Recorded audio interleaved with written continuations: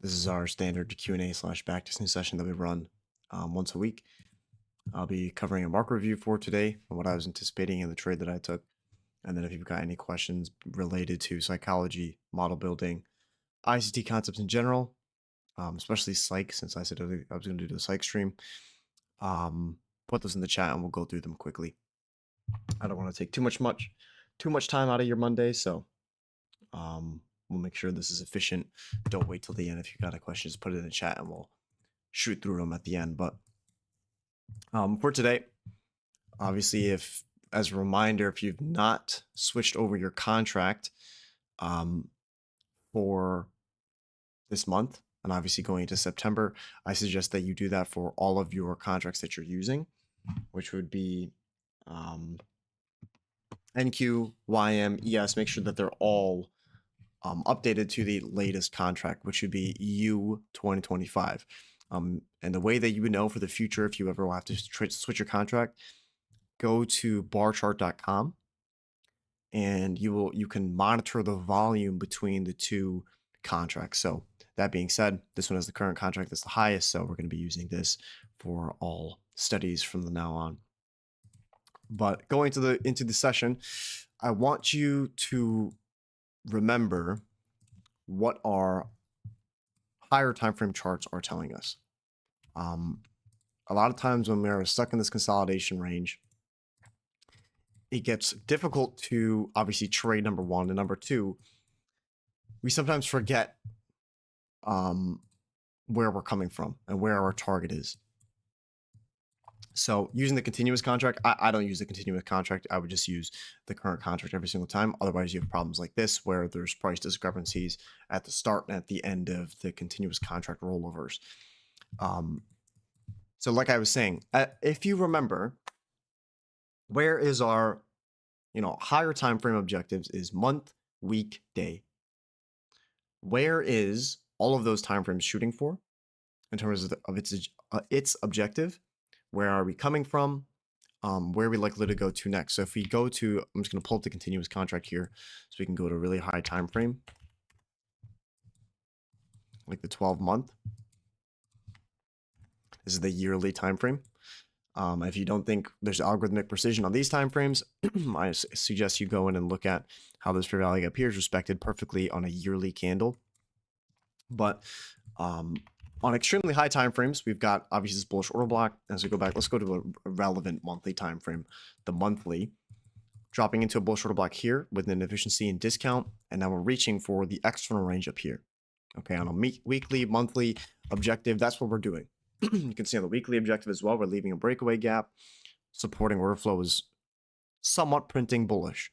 And I want you to remember how this external range up here is going to be our target for preferably the rest of the summer. I've been talking about that since the beginning of May and really somewhat into April. We're shooting for all-time highs, and I feel like a lot of people have that in terms of their higher time frame bias. And it's important to remember this because as we're trading within a consolidation range, sometimes we drop too far down to, okay, what's the session doing?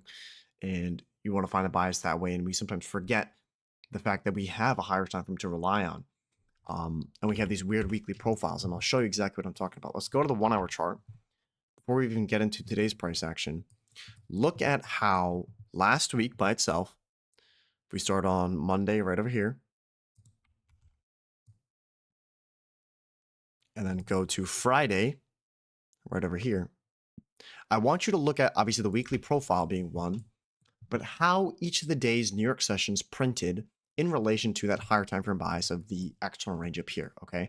Obviously, terrible weekly profile, in my opinion. Wednesday high of week, Thursday low of week, and we just stay within here. There's no expansion. Very hard price action to trade in terms of higher time frame movement, right? But notice where each of the higher time frame or each of the New York sessions are moving in relation to that higher time frame, okay? I'm going to start spotting them out for you. Here's one. This is a New York session. Tuesday, low probability as it's before CPI. That's another one. CPI itself. Thursday. Friday. All of those specific sessions are all bullish. But Normally, when you have this, obviously, you're going to be stacking the days, right? So the profile of the weekly chart is actually continuously moving higher. In this case, it's just kind of staying around that range, but every single session's bias was bullish in some sense, going to each of those days: Monday, Tuesday, Wednesday, Thursday, Friday. Sure, we may have closed lower and we have these weird manipulation and capitulations back and forth. But if we're looking at the session or looking at the weekly profile, that's what is going on. Okay. So coming into a day like today, same exact thing. We're stuck within a dealing range that's going to be harder inherently to find a higher time frame draw. And we're stuck within these bounds of this dealing range low to this dealing range high. In terms of session bias, that's going to be our relative range that we're going to be using to target any sort of intraday bias, right? Is we're stuck within this range. Okay, so anything over here is not going to be really relevant for at least a session bias. And as we come into it, let's go to the higher time frame over here. Well, we've got SMT at this low with YM. We also have a PD right here being violated coming into it. And then we have displacement with an inefficiency, and we drop down, respect it, and also respect the IFEG and start to displace away. So there's reasonings as to why you could be targeting the new week opening gap. There's reasons as to maybe you were targeting the sell side down here. For me, we have low resistance bias of liquidity here in the form of a bunch of consolidation. It's beautiful, right? Original consolidation right there. Do I even have an original consolidation thing anymore? I don't think I do. Wow. Oh, I do. I just saw it. We also have some original consolidation here, right? Up, down, up, down. Look at the candle bodies all staying within this range. So you have two pairs of original consolidation below a higher time frame PD array that we can be targeting, right? Low resistance liquidity. We just came down and took all of this sell side out. And now we're going to go back to the buy side. So there's the logic there. We have SMT at the lows, an inversion, a confirmation of reversal, and now order flow holding in the new direction. Plus the fact that we just talked about the day, week, month is all pointing to the bullish end. So when you're stuck in this consolidation range, that's going to be the underlying narrative. And anytime it's bullish, or at any time it's maybe 50-50 for you, first like reason and argue like you're in a court case as to why it should be bullish. All right. So that was my bias coming to today. If you're in the private group, you saw me in daily bias, said, okay, I'm looking for a previous day high. And eventually the Thursday's high, that was my target and draw on liquidity for this morning. I did not stream this morning, so we'll go into kind of the session as usual. So we'll mark out midnight opening price here. And this is where we're starting to look for things like profiles and things like easy draw on liquidity and kind of building the narrative. So higher time frame is bullish. We're coming into it. We've got displacement here, drops back into this little gap here. You can see there's a tiny gap right there. You include the volume imbalance right in here. Right, respects that, respects the IFEG, starts to displace away. What do you have now coming into the session? This is 8 a.m. right here. Okay, you have a bullish order block. You also have an inefficiency here. And there was a question about whether or not we're going to go back for this low here at 5 a.m. I don't see a reason. Oh, the mic went off. Are we good? Can you hear me?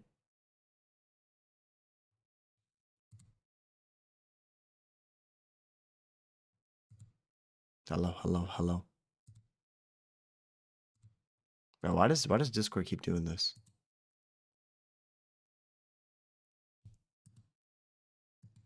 Hey, let me do this. I'm going to restart it.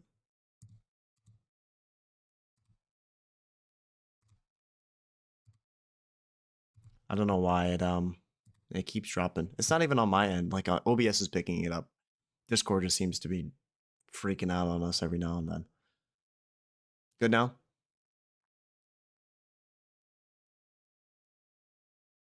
All right.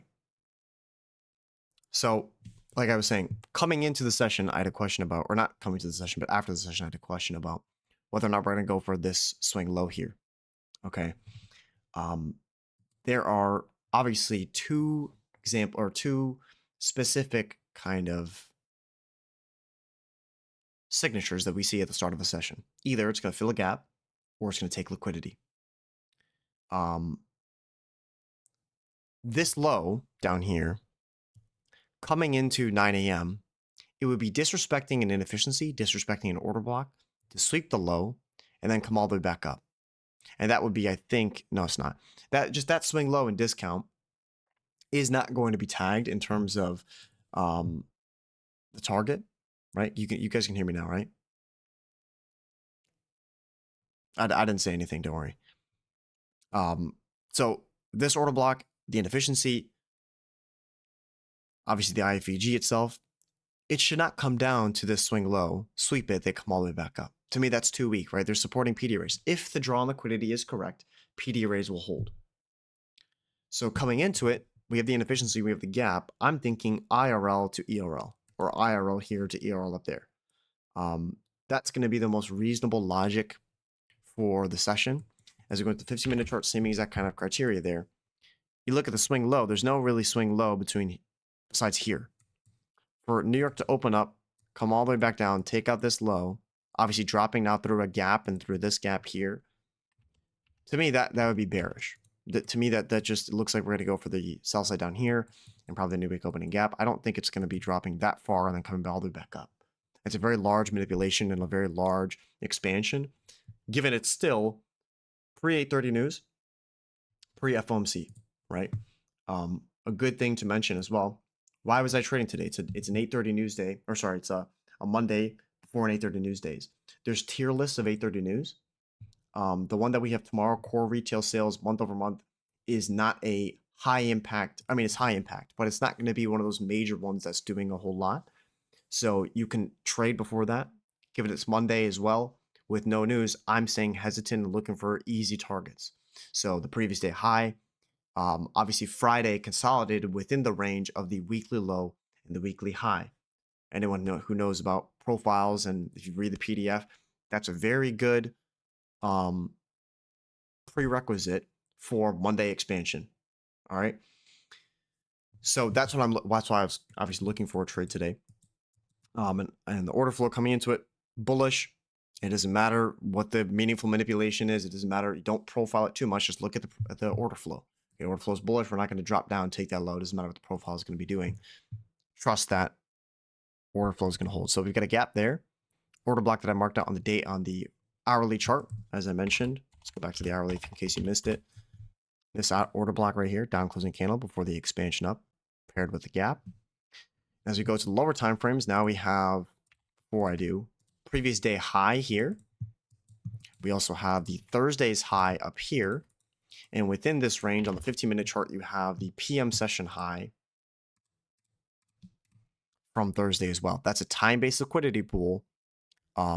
Previous day high also works, but that time-based liquidity pool is what I was targeting for kind of my further runners. All right, so let's go to lower time frames now on the 5-minute. No news today. What is your preferred function of entry? If you're new or if you're looking at no news days, what is your preferred function of entry in terms of time on a non-news day? I'll let someone answer it in the chat. If you know, you can put it in the chat. Macro, exactly. So macro time on non-news days is going to be preferred for if you're trading, if you don't know how to trade kind of the session and you're like, okay, I don't know what's going to be going on here, stick to the macro. That's normally a good rule of thumb, but especially for non-news days, macros are beneficial. So the 950 macro today, beautiful opportunity. I'm looking for 950, like I said, and if 930 gives me a good run towards that draw, I'm going to take that as well. All right. So coming into the session, like I said, we have, you could look also at, let's go over here at the session between, where's the daily low? Let's mark out the midnight here.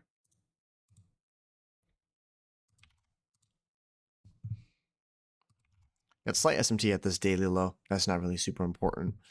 And then not really even any, there's not really even SMT at, oh, you got tiny SMT between those lows there. But anyways, yeah, so the gap with the order block, that's going to be, if prices, you know, on a 1-minute time frame, you see that kind of signature there. Normally you see it tag it and move higher. On a 5-minute chart, you could be looking for the ATM model, and I'll discuss exactly what that's looking like. But at 9:30, drops down and tags the order block and the inefficiency coming into 930.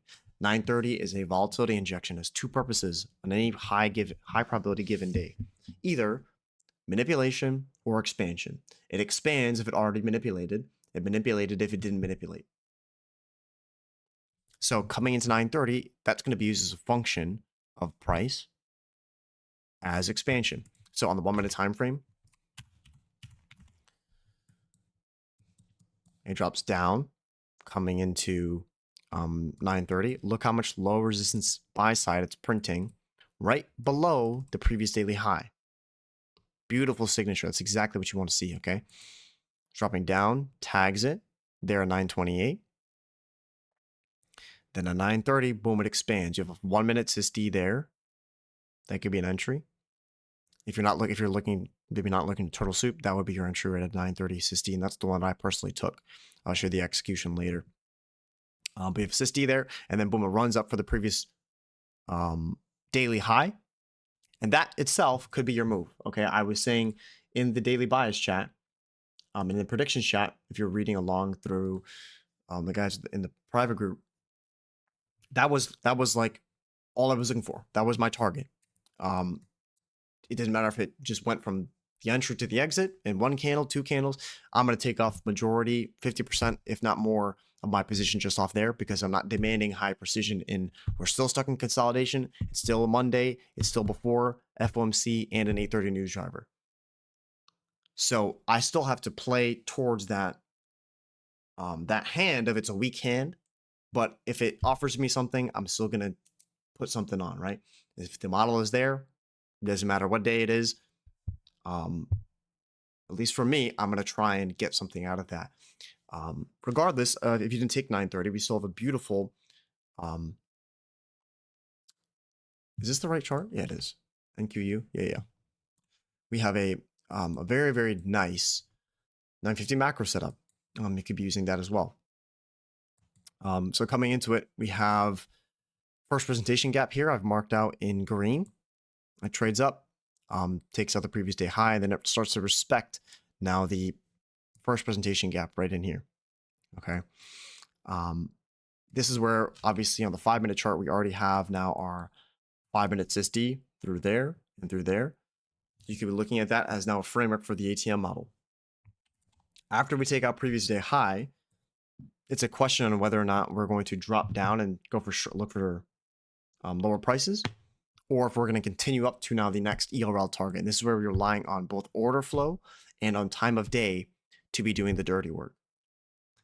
So coming to the macro time, we drop into this, fill it, we're holding with the candle buys, same thing here, 947 drops down, holds it with the candle buys, and then you have a gap here, this inefficiency, this bisi, okay? Let's go to predictions chat. I'm going to take a screenshot from there so you can see exactly we're on the same page.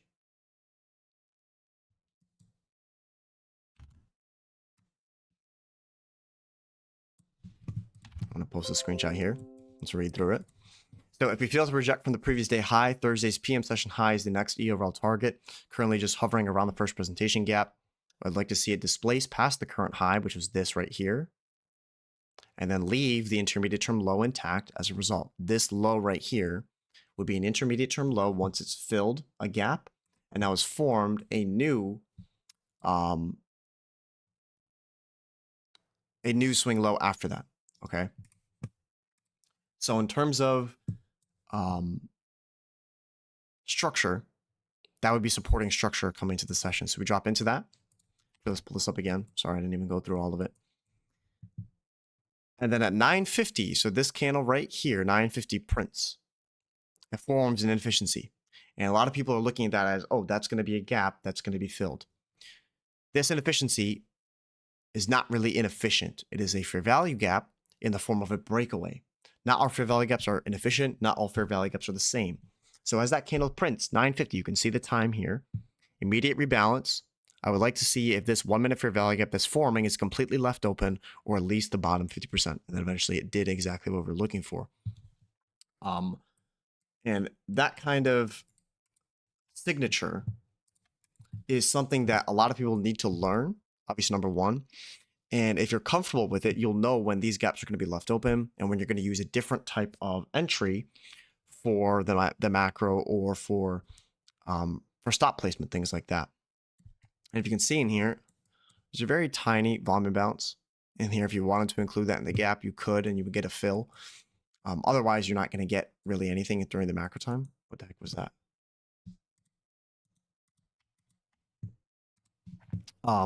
So this order block here, as being traded into with the volume bounce, if you wanted to use that with the inefficiency, that would be the entry during the macro time. If not, you're not going to get that gap is not going to be filled, right? Then it starts to displace away, tags this. This down closing candle becomes a propulsion block. For 90% of people, that's not going to be important.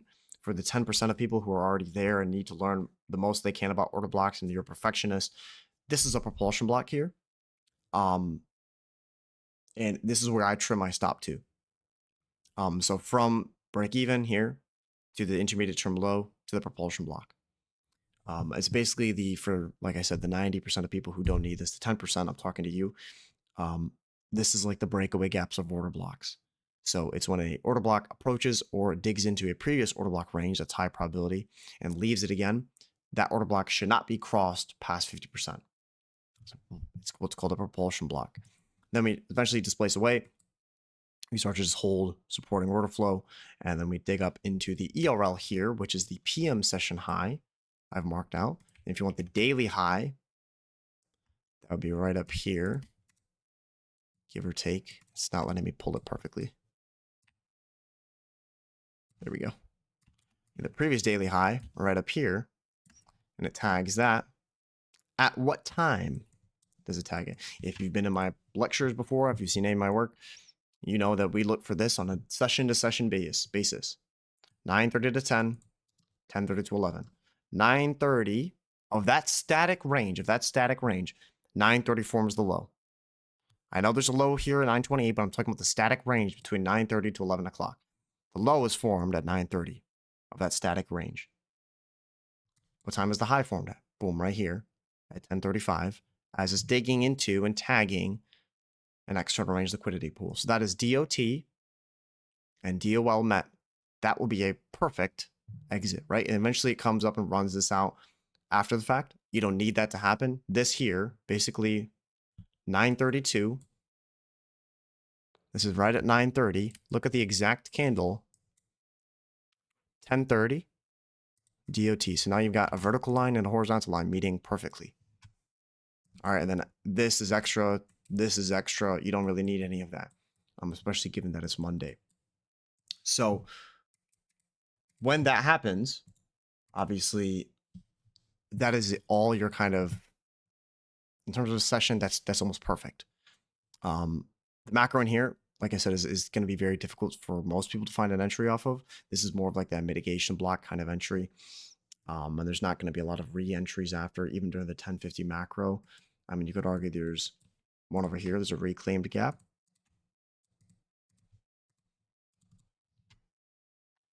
And then, whoops. Where did my Discord go? Oh, my Discord is freaking out. Give me a sec. It's not letting me,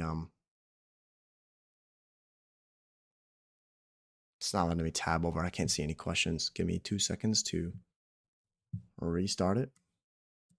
Stay in this chat. Let me just give me 2 seconds to restart it.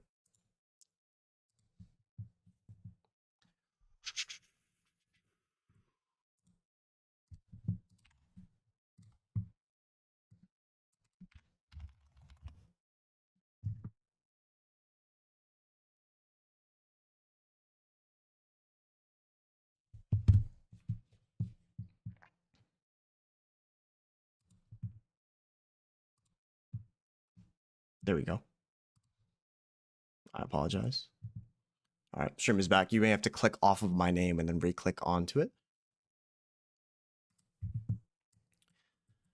I open up the chat now. But that's the session. I think it's very high quality for the PDF guys. There's a Vantix model down here if you want to study it. There's probably one during the 950 macro as well. And Time precision, price precision is all there. This is still, I think it's still good price action for what we're getting. And trading the consolidation range does not need to be hard. Okay, you need to obviously, the process as to which you find a bias is going to be different. It's going to be very different. You just have to remember the higher time frame is still king. Every single time that you are struggling to find a bias, maybe it's 50-50, zoom out. There's a little trading, when you open up TradingView, sometimes there's that little like quote that they have, when in doubt, zoom out. It's absolutely true. So when the bias is difficult, obviously you have two decisions you can make. Number one would just be sit out. I think there's absolutely nothing wrong with sitting out. Number two would be to zoom out and rely on your first kind of, whatever your first bias that came to your mind was, that's normally going to be the one that I would want to stick with. And the favored kind of draw on liquidity for today. I don't think that looking for shorts today was impossible. I think if you were just looking at kind of the very standard bias method that we normally use, then I think that's reasonable. But given our, like I said, the higher time frame and everything else we're looking for, I was looking for longs for today, and that just happened to be right. I'm going to share I didn't take any demo trades on today. I'm going to try and keep that to the stream.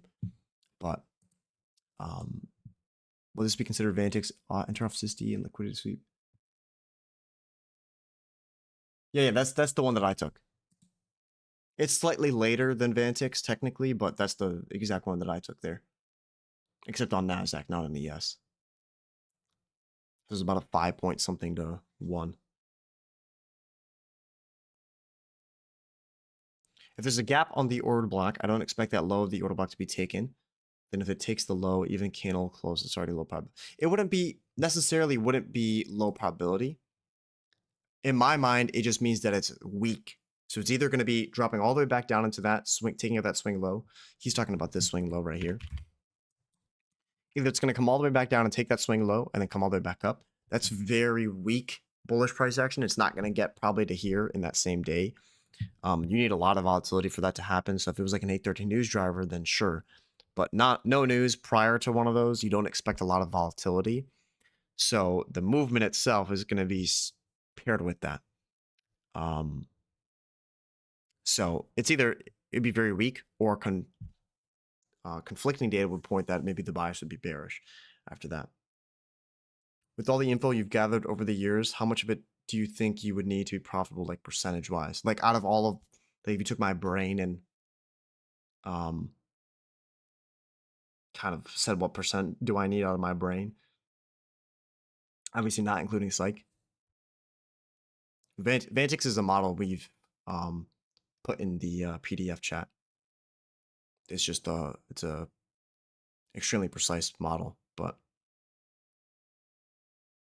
it's not out for the public. Yeah, I don't think I'll put it out to the public. But to answer your question, I would say probably 25% to 50%. The problem with me personally is I didn't have any mentor other than ICT.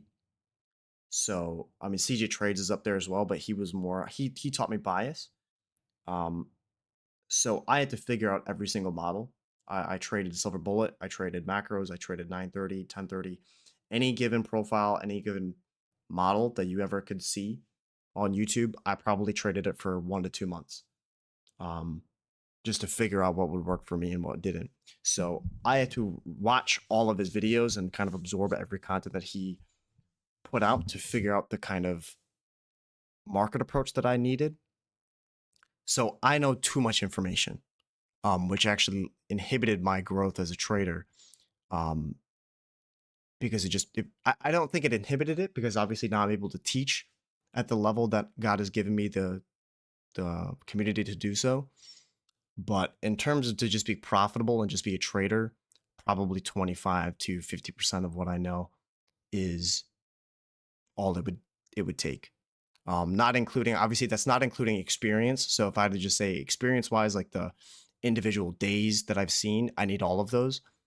But the kind of like, oh, if you have whatever, like SMT between EU and GU during the months of April to May, then you buy that for the seasonal tendency. Like, why do I need to know that? Right. It's going to be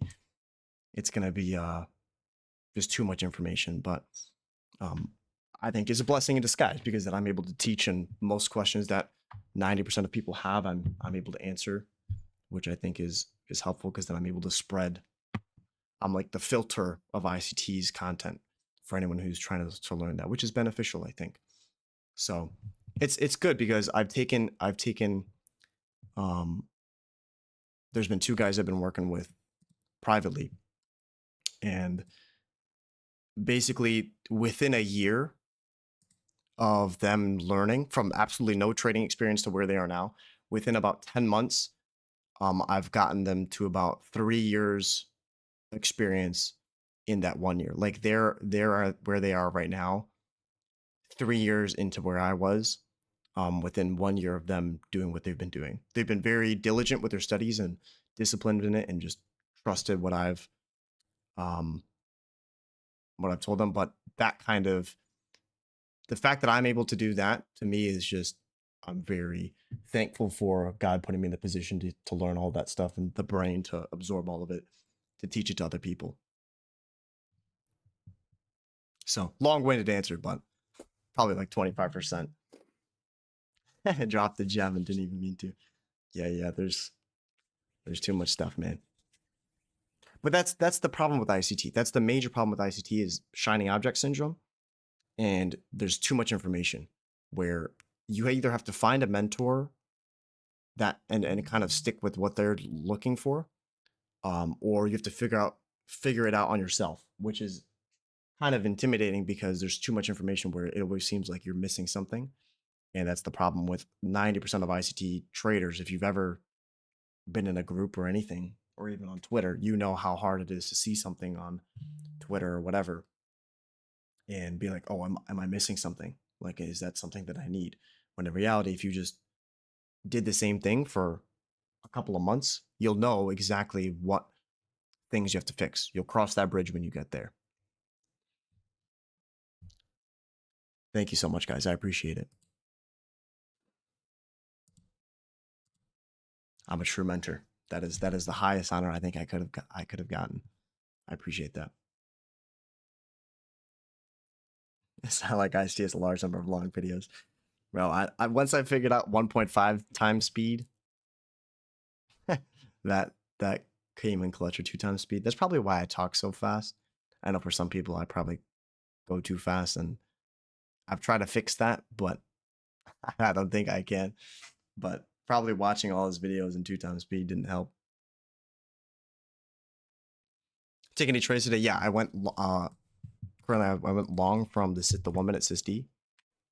On the chart that I was trading, yeah, this one's green, so it was. I actually got filled a little bit higher up. I was late to the trigger, so I was trying to enter off this SysD. I ended up only get filled up here, like up here.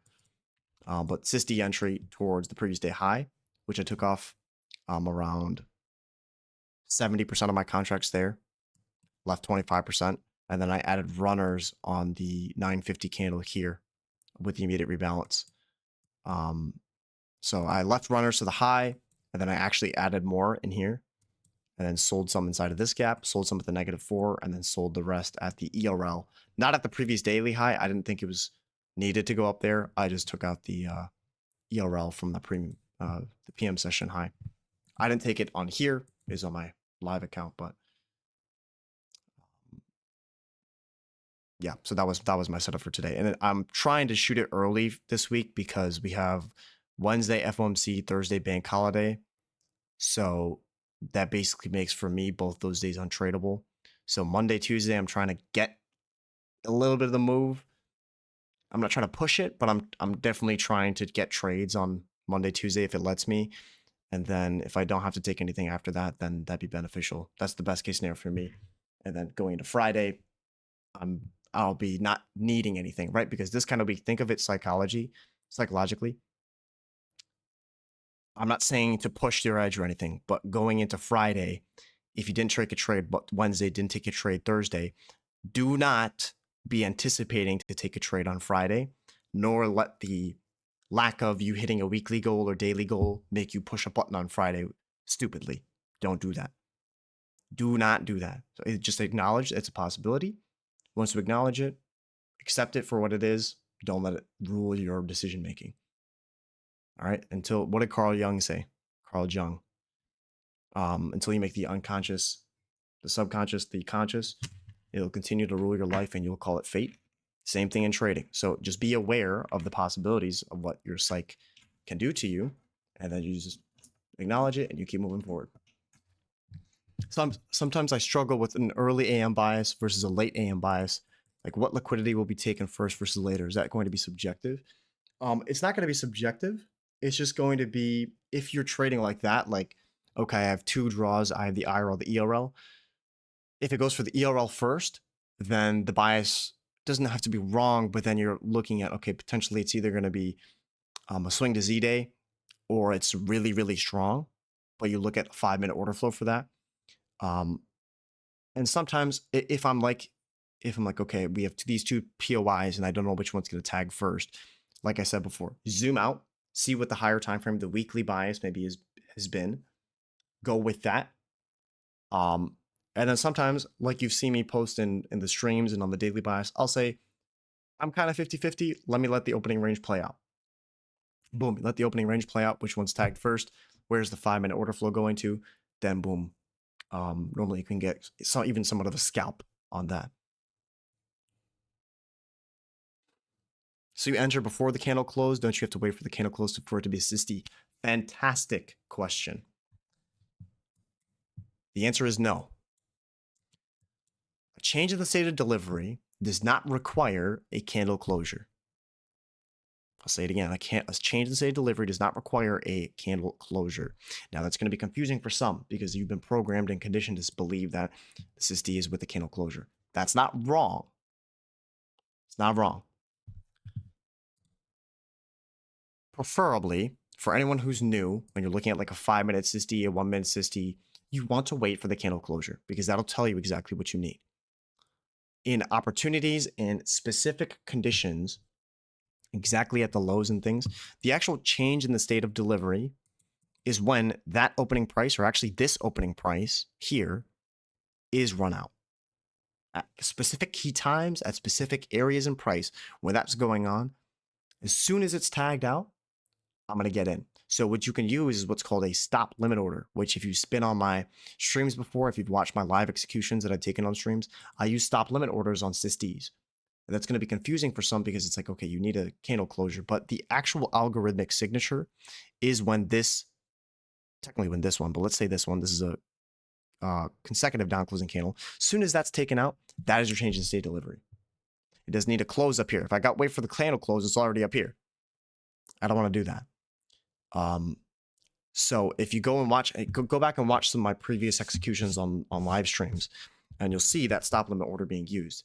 And I'm only going to use this when it's order flows already in my direction. I'm confident about the bias. Exactly. It was my bias that gave me the confidence to take the 1-minute SISTI off the open. We know that 930 is going to be used as manipulation or expansion. It's going to be quick. So when I see it's already dropping down into the exact level, the order block with the hourly inefficiency, that should be used as a manipulation target. If 930 was to continue to drop, okay, then I'm going to wait. I got to wait to see what's going on. 930 here, as soon as it opens up, starts going this way. That's taken out. Yeah, I can get in there. Stop's going to go at that low or at the rejection block. If it stops me out, then so be it. But in very, very specific conditions, I can use SISTI as an entry. And it's not required to be a candle closure. If you're using it for like a framework for, okay, what? You need this, then this, then this, then SISTI, then entry. You're going to be waiting for the candle to close. But if you're using instead SISTI as an entry, you already have this, this, this, and now this. So then when the SISTI even happens, you can get it. Does that make sense? If you're looking for the gap to be filled, then sure, you need 1, 2, 3, 4, and then now your 5 is the entry. But instead, I can enter on the 4 because I have a 0, 1, 2, 3, 4. There's levels before that's going to indicate why that sissy is going to be trusted, and a huge part of that, if not 90% of that, is the fact that the bias, for me, I was confident in my bias today, and I was convicted in it. That's the most important thing. I was convicted in my bias. So if it were to lose, if it were to win, I'm convicted and I can take 100% accountability for my actions and not feel like I have to revenge trade, or oh, that was just a test trade or whatever it is, where then we can't accept the responsibility of the outcome. Anytime we're pushing that button, we got to be willing to accept the outcome, whatever it may be. I know it's not an indication of your trading skill, but rather it's a direct pairing with your decision making. So if you decide to make a decision, okay, I'm going to get in here, I'm willing to lose this because of the fact that I think it's a good trade. Same thing with the re-entry over here. Okay, I see what's going on here. I see the order flow. If anyone was watching this live, you saw the 1 minute candles, boom, just spike. To me, okay, when I see that, I at least see the breakaway gap being left open. I'm completely fine pyramiding in here, and it's going to move my limit order up, sure, but I can move my stop to here or to 50% of that order block, sorry, the gap, and I'm convicted in that trade. That's the most important thing for execution, is to be convicted in it.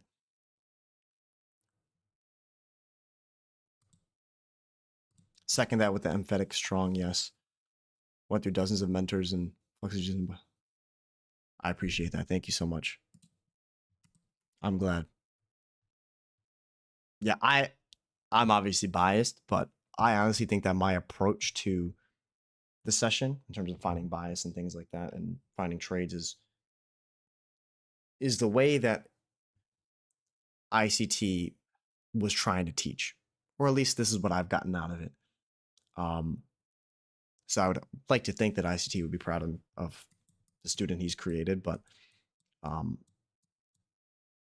it's like picking and choosing, obviously, from the things he's taught, and that has become my approach. And I suggest you do the same thing. It's obviously not going to be my approach exactly. You're not going to mimic my approach exactly. You're going to have different things that you like, and that's going to be your model and your approach. Yep, this is recorded, and I'll be putting it out. I know you've mentioned it before, but do you think you can argue that data collection is the most important aspect of trading? Like if you want to build a model, build confidence, know how often you win, lose, which helps with the consolidate. I think it is. I think after you've gotten through that learning stage of learning individual things, data collection is probably the most important thing you can do. I'm somewhat of a schizophrenic, so I would have like 15 different labels on each individual day. And then on Saturdays, or like when I would come back from class, I would sit in my room for like 2 hours or 3 hours and just go through the data. And I have a book here with like basically all of my trading like notes. And I would just profile things. I would find where's the entry, so all the different stuff that I use has came through data collection. Like, okay, ATM model, completely through data collection. 5 minutes SD for like order flow and things like that, or like a 1 minute entry using the two things. All that's from data collection. So yeah, I think it is probably the most important, if not top 3 most important thing you can do besides maybe like journaling your psych. Very, very important. Missed my trade because I was waiting for the candle closure. Yeah, and I think that's fine. I think there's no problem with that. I think this kind of entering on the SysD before it's candle close, it is probably the second hardest entry technique to take behind soup.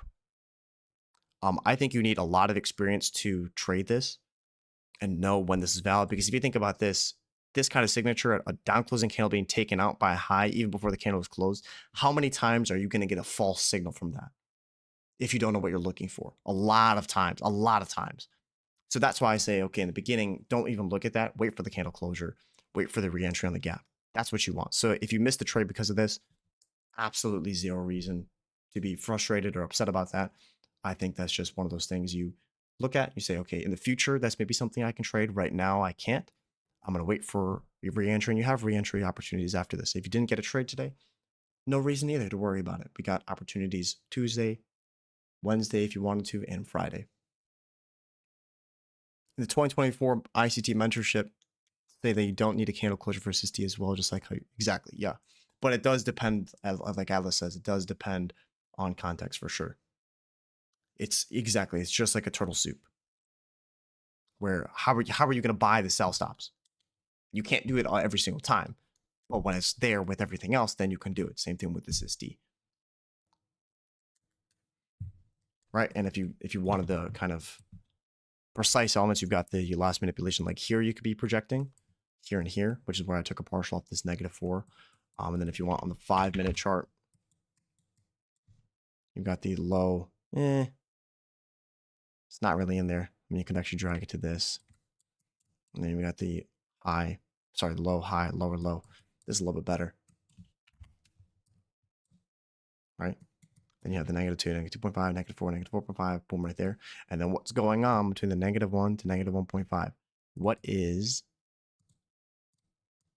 that?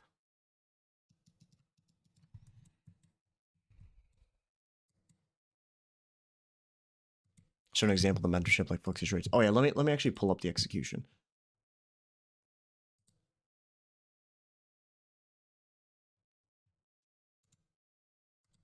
So this was taken on the micros for today.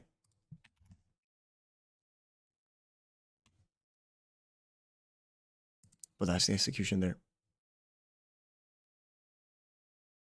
Buying at the low, selling at the high at the 930 run up, re-pyramiding in on the 950 macro, and then scaling it off as it's going up.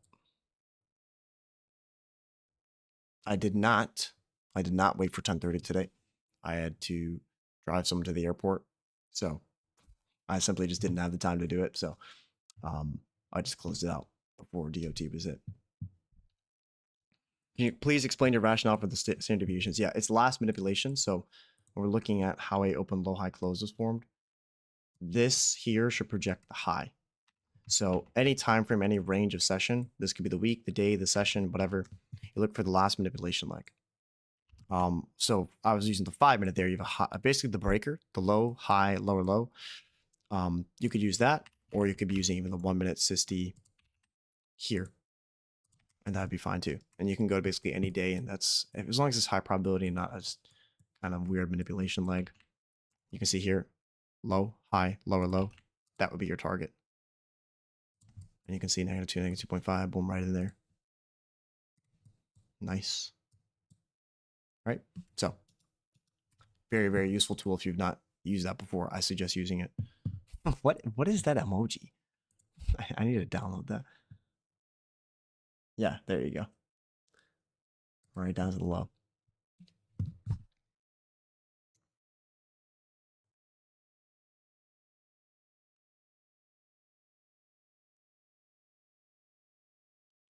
All right, so I'll put this recording up on YouTube later.